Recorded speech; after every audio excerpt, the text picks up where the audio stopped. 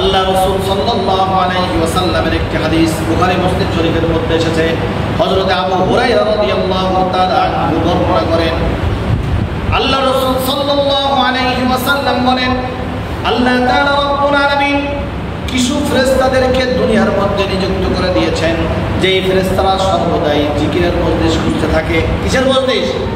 জিকিরের মজলিস। যেই মজলিসের মধ্যে আল্লাহ তাআলার প্রশংসা করা হয়, যেই মজলিসের মধ্যে আল্লাহ তাআলার বড়ত্ব বলা হয়, আল্লাহ তাআলার গুণকীর্তন গাওয়া হয়, যেই মজলিসের মধ্যে আল্লাহ তাআলার প্রশংসা করা হয়, সানা বলা হয়, সানা পড়া হয়, হামদ প্রশংসা করা হয়, সেই মজলিস ফেরেশতারা, এই ফেরেশতাদের কাজই হলো খালি মজলিস খোঁজা। কোন মজলিসে আল্লাহর কথা আছে, কোন মসজিদে কোরআন হাদিসের আলোচনা আছে, এই যে আজকে যে একটা মজলিস, এখানেও তারা খুঁজে বের করেছে।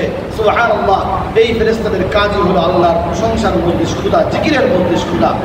খুঁজতে খুঁজতে যখন এই ফেরেশতাদের দলটি জিকিরের মজলিস পেয়ে যায়, সাথে সাথে সেই জিকিরের মজলিসটাকে তারা ঘিরতে থাকে। ঘিরতে ঘিরতে প্রথম আসমান পর্যন্ত বেষ্টনী করে তারা পাহারা দিতে থাকে। বলুন না সুবহানাল্লাহ। এই জিকিরের আলোচনা শুনতে থাকে এবং তাদের সার্বিক নিরাপত্তা দিতে থাকে। সুবহানাল্লাহ।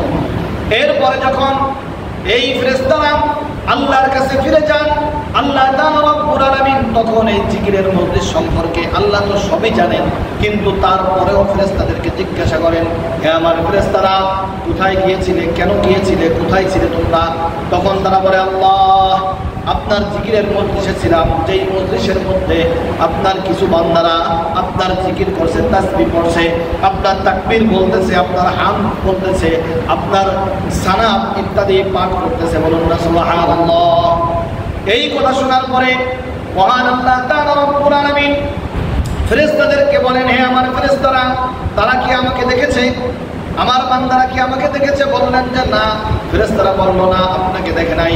আল্লাহ তাআলা বললেন, যদি আমার এই বান্দারা আমাকে দেখতো, যদি আমার বান্দারা আমাকে দেখতো, তাহলে তারা কি করতো? ফেরেশতারা বলতেছেন, আল্লাহ, যদি আপনাকে আপনার বান্দারা দেখতো, তাহলে এর থেকেও হাজার হাজার কোটি কোটি গুণ বেশি বেশি তারা জিকির করতো। সুবহানাল্লাহ। এরপরে আল্লাহ তাআলা রব্বুল আলামিন বলেন, হে আমার ফেরেশতারা, আমার এই বান্দারা কি চায়? আমার এই বান্দারা যে আমার জিকির করছে, আমার গুণকীর্তন করছে, আমার প্রশংসা করছে, আমার হামদ করছে, আমার প্রতি সানা পড়ছে, তাহলে আমার এই বান্দারা কি চায়, তাদের উদ্দেশ্য কি? ফেরেশতারা বলেন, আল্লাহ, আপনার এই বান্দারা আপনার কাছে জান্নাত চায়, জান্নাত, আর জাহান্নাম থেকে মুক্তি চায়। বলুন না সুবহানাল্লাহ। তখন মহান আল্লাহ তাআলা রব্বুল আলামিন ফেরেশতাদেরকে বলেন, হে আমার ফেরেশতারা, আমার এই জিকিরের মজলিসের বান্দারা যারা আমার সকাল সন্ধ্যায় জিকির করে, যারা সর্বদাই আমার জিকিরের মধ্যে লিপ্ত থাকে, যারা সর্বদাই আমাকে স্মরণ করতে থাকে, তারা কি আমার জান্নাত দেখেছে? তারা কি আমার জাহান্নাম দেখেছে? ফেরেশতারা বলেন, আল্লাহ, তারা কখনোই জান্নাত দেখে নাই, তারা কখনোই জাহান্নাম দেখে নাই। তখন আল্লাহ তাআলা বললেন, ফেরেশতারা শোনো, আমার এই বান্দারা যদি আমাকে সর্বদাই স্মরণ করে, যারা যেই সমস্ত জিকিরকারী বান্দারা, তারা যদি জান্নাত দেখতো, তারা যদি জাহান্নাম দেখতো, তাহলে তারা কি করতো? আল্লাহ রাসূল, আল্লাহ রব্বুল আলামিনের ফেরেশতারা বলতেছিলেন, আল্লাহ, যদি এই বান্দারা, আপনার এই বান্দারা দিনদার পরহেজগার মুত্তাকি বান্দারা, আপনার এই জিকিরকারী বান্দারা যদি আপনার জান্নাত দেখতো, আপনার জাহান্নাম দেখতো, তাহলে তারা হাজার হাজার কোটি কোটি গুণ বেশি করে আপনার কাছে তারা তো জান্নাত চাইতো, আর জাহান্নাম থেকে মুক্তির জন্য তারা কান্নাকাটি করতো। বলুন না সুবহানাল্লাহ।